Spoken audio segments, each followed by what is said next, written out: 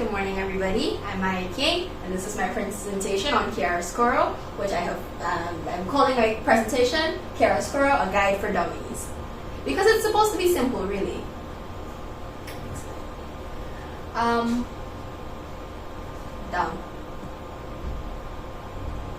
Alright.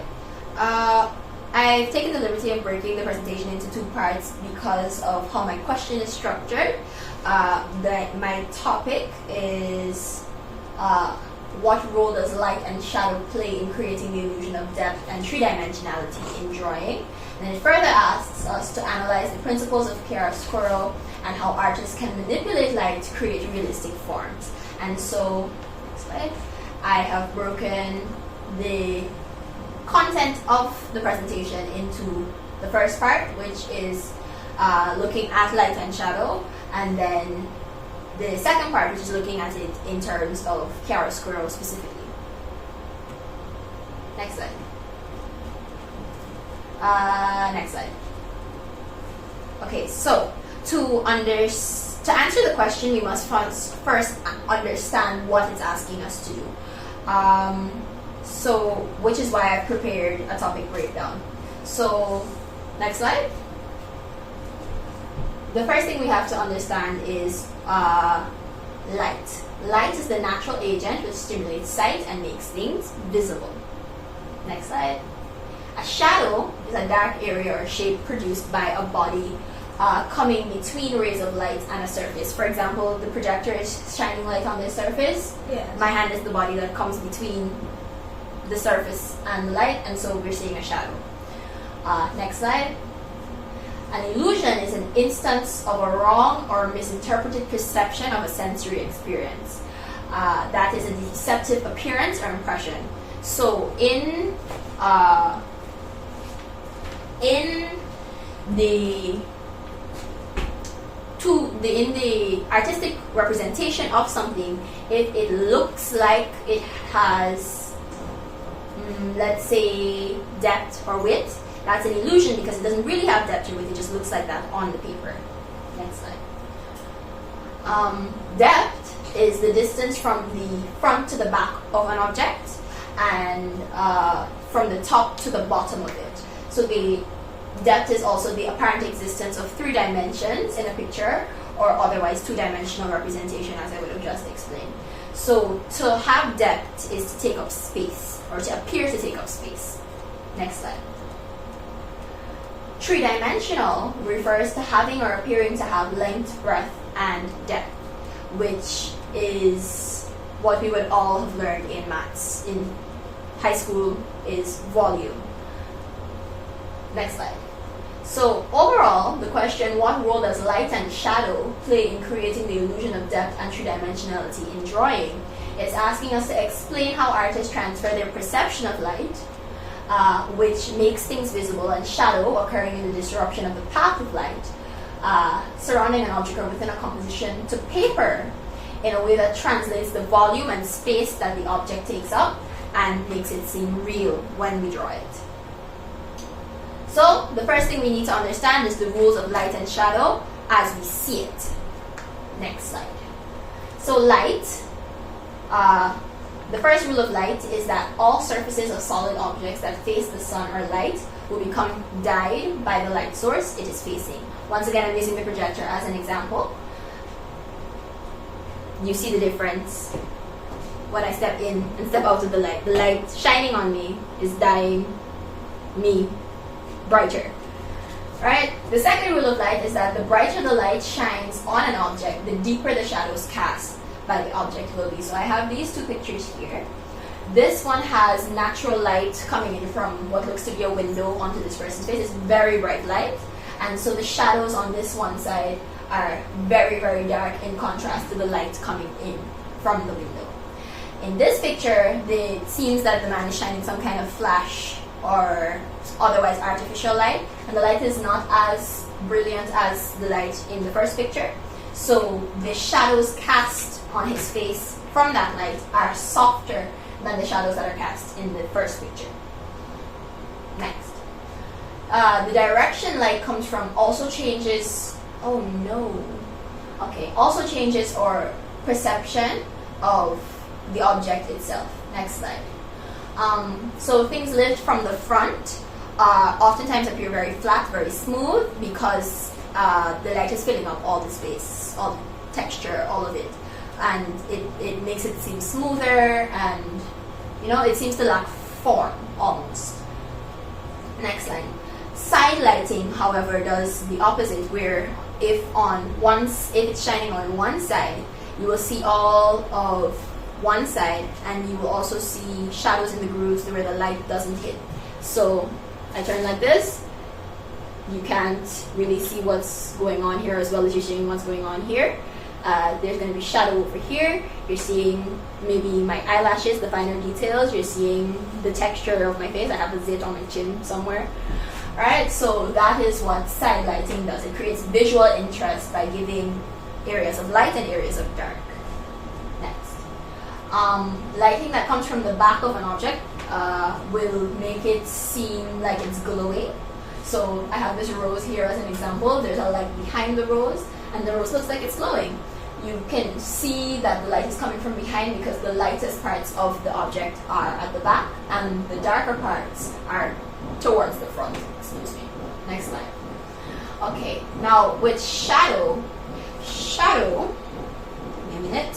Shadow is what gives something, an object, weight, and is, I feel, what gives it a sense of realism, and we're going to explain why that is. So there's two types of shadows when it comes to drawing and to sight as well, but those are cast shadows and form shadows.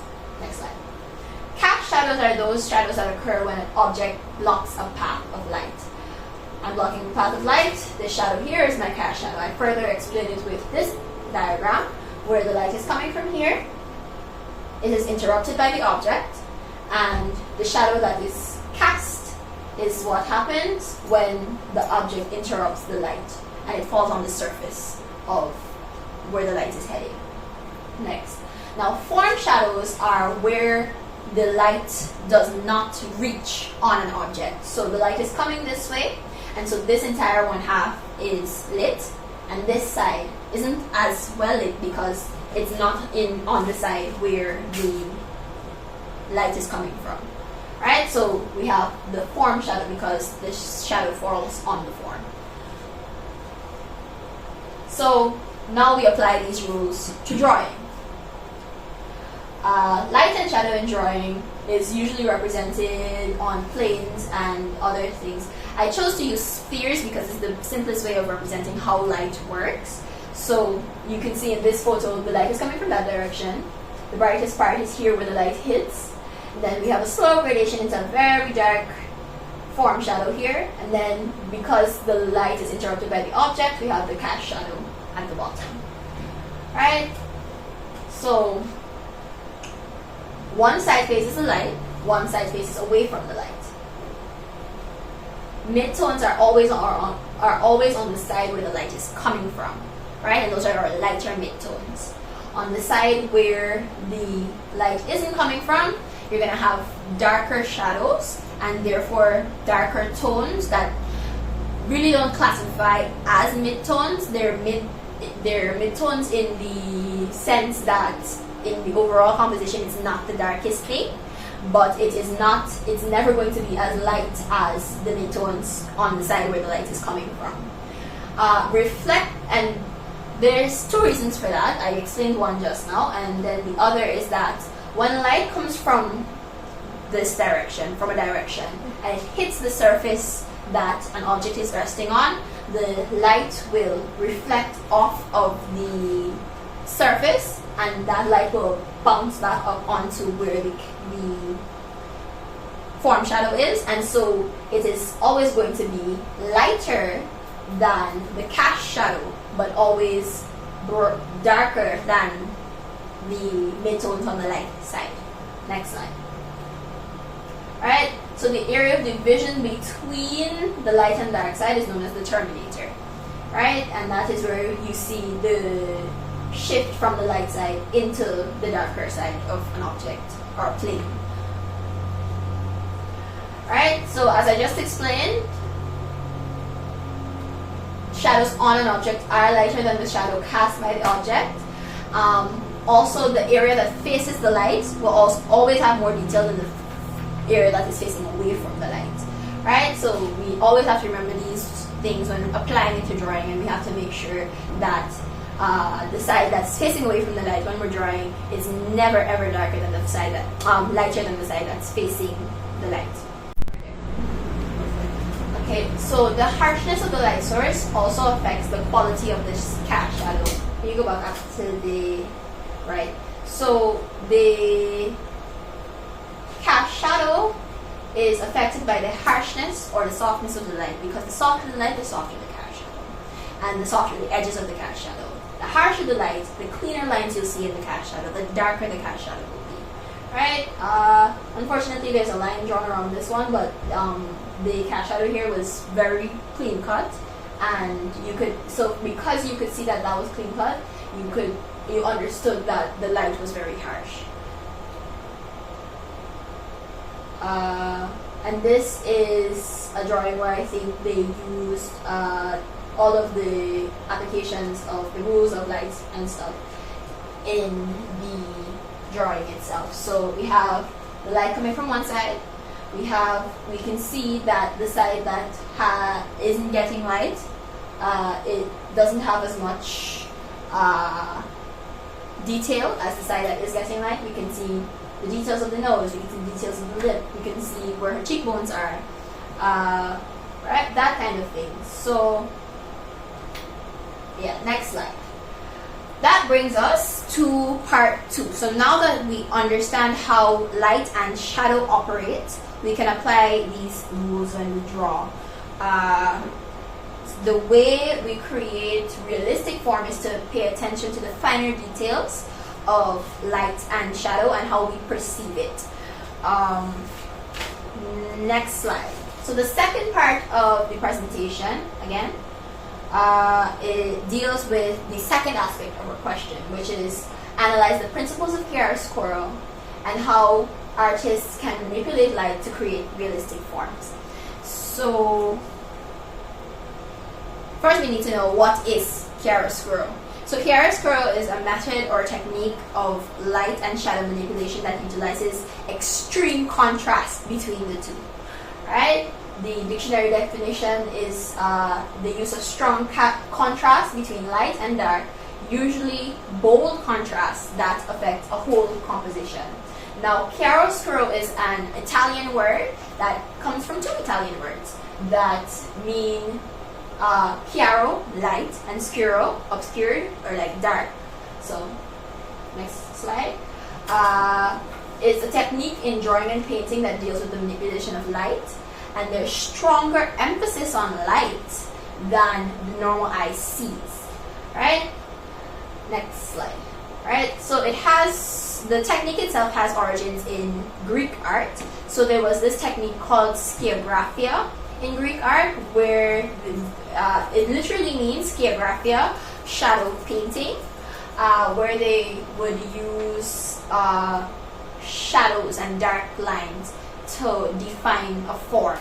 Right? I should have included a picture so that you can have an idea of what I'm talking about, but unfortunately I forgot to put it in.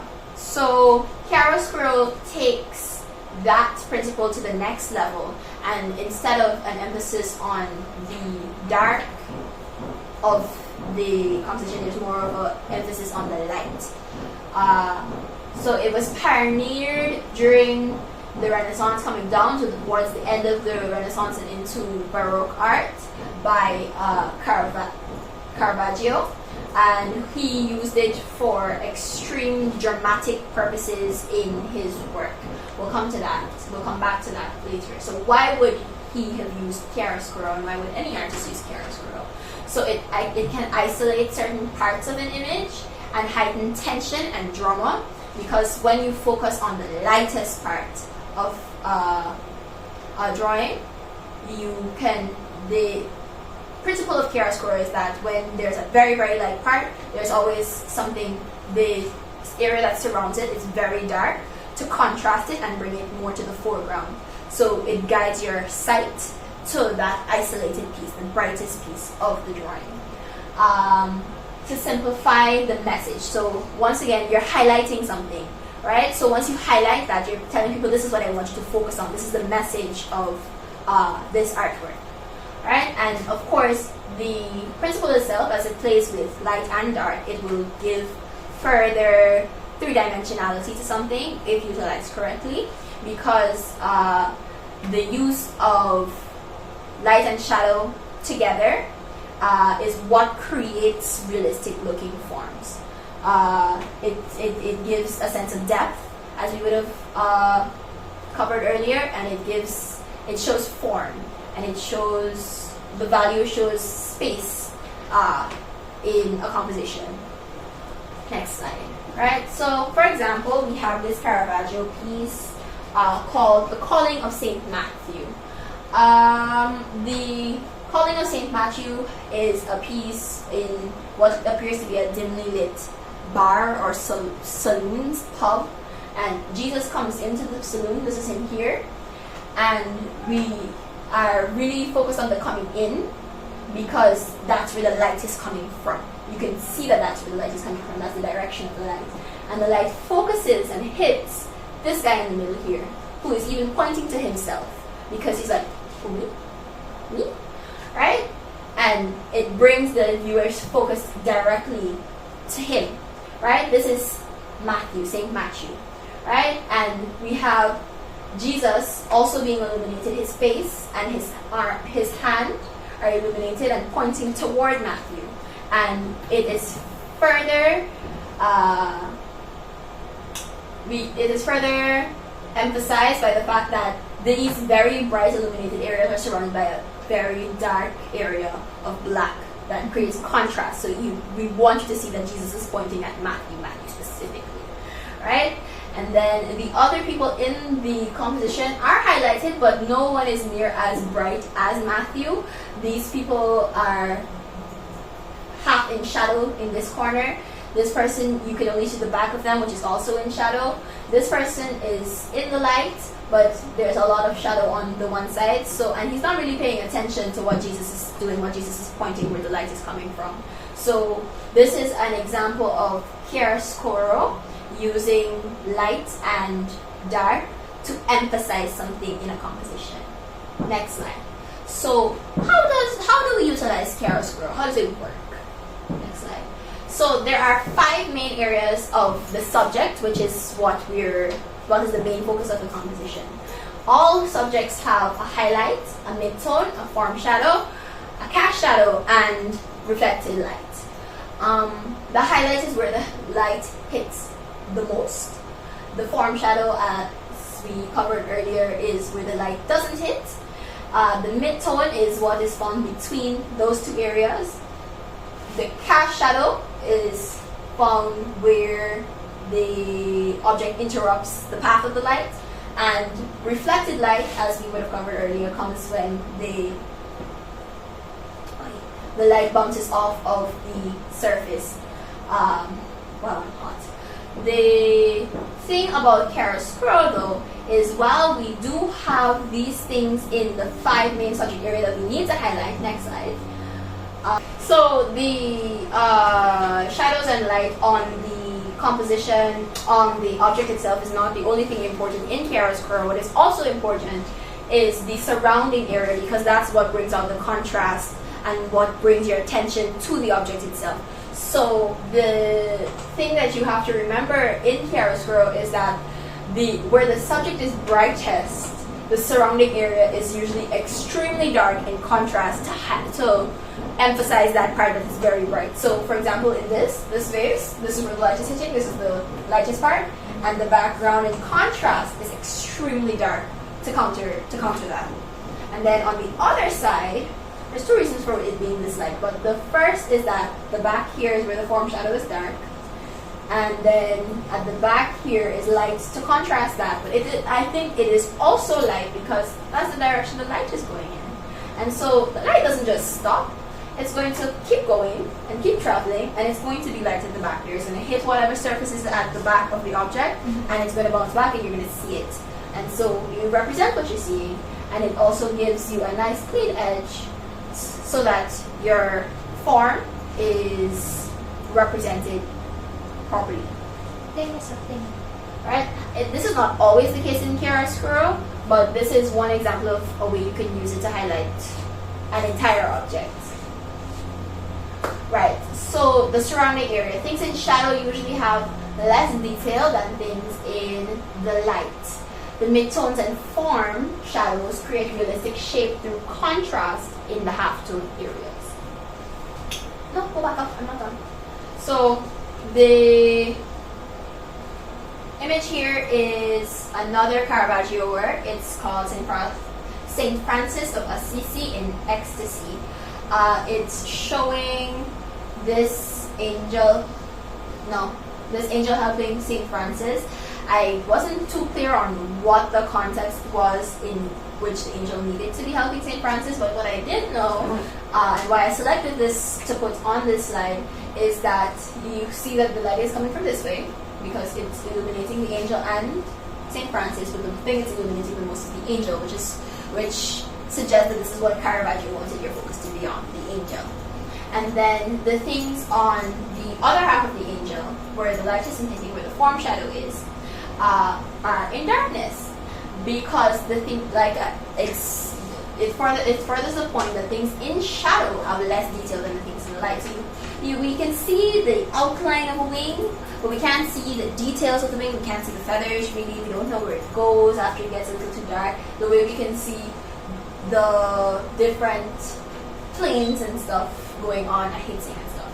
The planes and other things going on with the angel's front half and their face, and in the cloth especially, you see a lot of detailing where the light hits the cloth and where there's folds and there's form, and it really brings out the piece of this drapery that's happening on the angel's shoulder, because also there's contrast here where there's extreme dark next to that light, so it further pulls forward that front piece where the light is hitting, front area where the light is hitting the angel. Right? And then the midtones and form shadows create a realistic shape through contrast in the halftone areas, where the St. Francis is laying, I would like to say, is the halftone area, because it is brighter than the dark contrasting areas, but it is also darker than where we're focusing on the angel. So this entire area is halftone, and midtones are what give us the brightness in the halftone area. And because remember, midtones are always on the side where the light comes from, and then shadows on the side where the light isn't hitting is creating form and giving us a feel. Is it overheating again? Okay. And it's giving us a feel that this person is solid and this person is real, and there's drapery happening and it's clothes and that kind of thing. Next slide. So let's talk about artists who utilize chiaroscuro. The first of these is the big man himself, Caravaggio. Michelangelo Merisi de Caravaggio is known as the pioneer of chiaroscuro during the Baroque era. He used it a lot in his art, to especially the religious art, where that was commissioned by the church, because the church wanted the people to focus on the message that they were trying to preach from the Bible and in the church. And so we said, okay, so this is a passage I want you to illustrate for me, and I want the focus to be let's say, for example, the Matthew painting that we looked at earlier, the calling of Saint Matthew. They wanted for the audience to focus on Jesus calling Matthew, and so he would have illuminated Matthew, illuminated Jesus, and made it so that that was the audience's focus when they looked at the religious imagery to back up whatever was being preached in the church. Right? So famous works from Caravaggio include the calling of Saint Matthew, the entombment of Christ. There was one of his earlier works, Boy Eating Fruit, when he just started to delve into chiaroscuro. And then there's another very famous work, which is Judith beheading Holofernes. I should have included it. It's a picture where there's a man on the ground, there's a lady above him, and she's beheading him with an axe or some kind of knife. That one is a very good example of chiaroscuro, but there was a lot going on, and so I tried not to include it so that we could look at simpler works down, like the Calling of St. Matthew and St. Francis of Assisi. I did explain how these two utilize chiaroscuro, and so I'm going to keep it very brief here. We see the light is coming from different directions, doing different things. There's more going on here. There's other people to highlight here, and there's less to the highlight here. They only highlighted the angel and the St. Francis. So it shows two different ways in which you can use it. So, and also there's similarities in these works because there is the fade in the shadowed areas to black where you can't see the details, and we have that same fade to black here where you really can't see what's going on in this corner, because that's not what we're supposed to focus on, right? Because remember, chiaroscuro is about emphasis on certain things in a composition. Next slide. Our next artist is Rembrandt van Rijn. Rembrandt Harmenzoon van Rijn is also a known master of chiaroscuro. I have in the slide in the time of Caravaggio, by which I mean in the Baroque era, but he actually came after Caravaggio died. He might have started practice a little bit before that, because he was born in 1606 and he died in 1669, and Caravaggio died in 1610. So he would have practiced after Caravaggio was practicing. So he's a contemporary who would have taken inspiration from works of Caravaggio. He was known for his self-portraits, which he used to document his age and emotional state through life. This is one that he did in his later stage of life, and he utilizes Caravaggio, where he wants the focus to be on his expression, and it's very different from an earlier portrait of him that he did in, I think, ink or graphite, where he's a lot more jolly and there isn't as much of a somber mood because he doesn't utilize chiaroscuro in that drawing. So there's a contrast in mood, and so chiaroscuro can also be used for the purpose of setting a mood in a painting or in a drawing. So famous works from Rembrandt include The Night Watch and The Return of the Prodigal Son. Next slide. This is The Night Watch. So this work is another Caravaggio work called The Night Watch. It was done in 1642, which is a time during I don't want to say war because I don't think it was a war, but there was unrest in Holland. It was a Dutch area about their borders or their security or something, and so there were these military men that they wanted to go out and defend the border so the artist would have done this work as a way to express that military men should take up arms and go and defend the border, and so I said Caravaggio. It wasn't Caravaggio, it's Rembrandt. Right. I caught myself, it's fine. I lost my train of thought. What was I saying? You're talking about what was actually going on. Oh, right. Well, the context. So, because of that, this is a group. It's not a very good picture because you can't actually see what. Well, maybe it is a good picture because you can't see what's going on in the back because of the use of chiaroscuro. Twisted it. You can't see what's going on in the back because of the use of chiaroscuro, but this is a whole group of men, not just these two men in the front that are highlighted by the light, right? These two are highlighted because they look like they're men of importance. They have the frilled collar and the fancy hat, that the men in the back don't really seem to have. They have simpler colors and simpler clothing, and then you can see their swords, and this one has his sword by his waist here. So it's really highlighting the militiamen, and I think the artist was trying to send that message that this is what we need to focus on as a country right now, right? And not the rabble and dabble that's going on. Yes, that was not well phrased. Next slide. Where's my cue cards? My next artist is another contemporary of Caravaggio called Jusepe de Riberia. Jusepe de Riberia is a Spanish painter who was born in Spain and then moved to Italy following the Renaissance. Remember, this was a time of booming for art. So, and Italy was the capital, the center of that. And so he was one of the people who were very into the way that Caravaggio was doing chiaroscuro, and so he utilized it in his work. And so famous works from him are Martyrdom of Saint Bartholomew and Drunken Silenus and that kind of thing.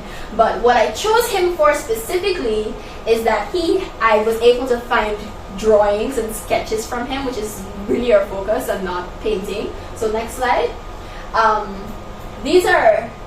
This one is a painting, but these two are drawings. This one I think is graphite of some sort.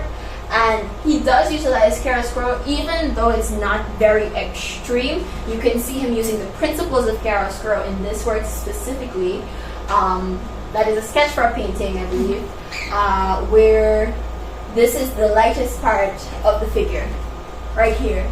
And next to it and juxtaposing it is a dark shade, a line here. It's not extreme in the way that we see in chiaroscuro, but remember, this is just a sketch, so maybe he was just planning how the painting would look, right? Because from left to right, this one would have been a sketch for a painting. And then on this one side, where there's form shadow going on, the surrounding area is lighter, so it follows the principles of chiaroscuro in this sketch. This one also follows principles of chiaroscuro because of the same reasons. The light is coming from this side, hitting around, and this is the side that we see highlighted. And on this side, we see the midtones and the form shadows and that kind of thing. And then in the back, it's lighter than the area that the form shadow is in. And then on where the surrounding area of the lighter side is darker than the figure that is highlighted. And then this is a painting done by the artist called Saint Sebastian, tended by Saint Irene. Also, this one in the middle is called Santa Irene, so she was a figure, I suppose. Was she beautiful? Yeah. Probably. So the thing that he wanted us to focus on here is Saint Sebastian and not Saint Irene. So Saint Sebastian is what is highlighted, but we can tell from the title of the work that he's being tended to. The person here is supposed to be Saint Irene, but we don't really see her. She is faded into the background using the chiaroscuro principle. The things in shadow do not have as much detail because this is not the focus of the painting. The focus of the painting is Saint Sebastian. There's another saint, some kind of nun in the background as well. She's clearly not very important to the whole painting because she's not tending to Sebastian. Saint Irene is. We can see Saint Irene, but we can't really see Saint Irene because, once again, she's in the darker area of the painting, of the chiaroscuro concept. So the focus and what the artist wanted us to see is Saint Sebastian, and everything else is secondary in this painting. Next slide.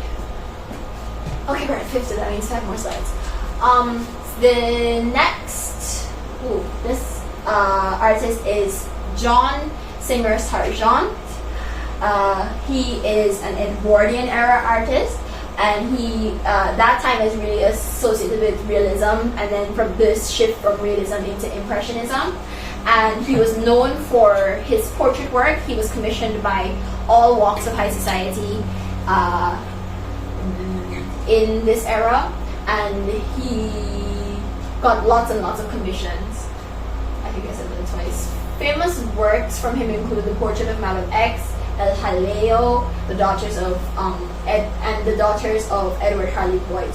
I think it's important to note that this man is an expatriate. He's an American actually, but he was born in Italy and he died in London. So he was he was in Europe to study art, I suppose. He was born in Europe as an expatriate and he studied art in Europe, but he was an American. Next slide. So I chose the artist because I was able to find literally an entire book of the portraits that he would have done for the higher society, and these are some that stood out to me because these have the most blatant use of chiaroscuro. He utilized different mediums, but mostly charcoal in his portraitures. So we can see in this one, the light is coming from this side, the areas next to the light, very dark. This is where the light doesn't hit. This is where the form shadows are. And then the area next to that, very light. So chiaroscuro, definitely in this one. Alright, the same goes for this. This is where the light and the focus of the light is. The light is coming here and going this direction. The area next to the lightest part of the face is very, very dark in contrast to highlight the man's face. And then the area next to the darkest part of the man, the figure, is light. And like I would have said earlier, would have explained, sometimes you can see the path of the light because light doesn't stop. The light keeps going and bounces back from whatever. So this area is going to be light. It utilizes chiaroscuro. This does the same, much the same explanation. Lightest area, contrasted by the dark surrounding. Dark, well, it's not really dark, but the darkest area, and then the light surrounding, following the path of the light. Next slide. Go. Okay. I chose to showcase this work, The Daughters of Edward Harley Boyd, because it utilizes chiaroscuro, but not in the traditional way that we would have seen in artists like Rembrandt and Caravaggio, where there's a lot of dark. There is dark here, but there's more light than you would have seen in the previous works that we would have discussed. So we have in the foreground, little girl. It's a bunch of little girls because it's this man's daughters. But the littlest girl is in the foreground. She's the brightest thing in the composition. The light is coming from this direction because it's shining on this girl as well. And it's coming in this way. And as we go into the background, things get a little darker and a little darker. And I like that you can see detailing in the darker areas. This plot seems to be further forward than this one because you can see more details in it, which means more light is hitting it. And then in the background, these girls, the emotion that you can feel from them is that this one didn't really want to be there, stood for the photo. And I feel that way without actually looking and researching the painting itself and how they modeled, because of how he would have used chiaroscuro to keep her in the dark, kind of. Right? So this one doesn't want to be there, and this one is keeping her company, but she wants to be a part of the photo. So you can see them, but he uses it really to express the mood of the children in the painting. So these ones are very excited for the picture, I believe, and then these two, she didn't want to be in it, and she's keeping her company, but she also wants to be seen. So we see features that in her that we don't see in the other girl. Right? And then we fade into the background and we have the dark contrast in the chiaroscuro. So we have the focus on the girls, but the focus fades to show the mood of the girls in the drawing as they were being sat for the photo, for the portrait. Next slide. And then my last artist is Roberto Ferri. He is a modern day artist. Literally, he was born in 1978. I think he's around 48, 49 right now. And I found this picture on Instagram. And he has all his works up on Instagram. And he came up in one of the YouTube videos I was watching on how to do chiaroscuro, really, and how to utilize the principles in artwork. And he you can see that he takes inspiration from artists like Caravaggio and Rembrandt. And next slide. This is the work. These are the works that came out from it. I could not, for the life of me, find names for these works except for this one. I know this one is called The Fallen Angel. But these all utilize chiaroscuro, where for example, in The Fallen Angel, the lightest and most focus is given to the body, and then it is contrasted by the darkness of that wing that we see there.